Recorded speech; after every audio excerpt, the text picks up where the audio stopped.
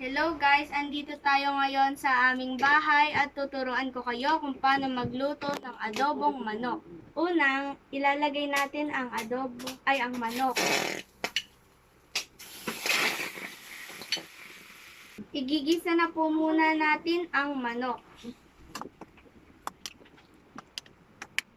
Lalagyan na po natin ng tubig ang ating manok para ito po ay kumulo. Iintayin lang po natin itong kumulo. Takpan na natin ito at intayin kumulo. At ngayon po kumukulo na po ang ating manok at ilalagay na po natin ang bawang, sibuyas, toyo, ang suka, paminta, dahong laurel. At ngayon po nalagay na po natin ang mga sangkap. Takpan na po natin at intayin kumulo. Yun.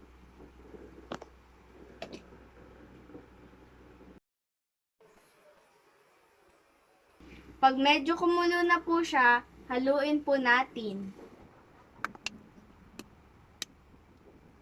At ngayon po, kumukulo na po ang ating adobong manok.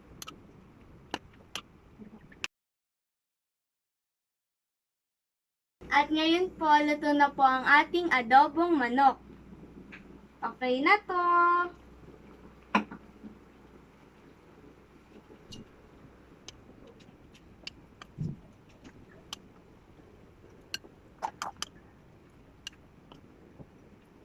At ngayon po, luto na po ang ating adobong manok.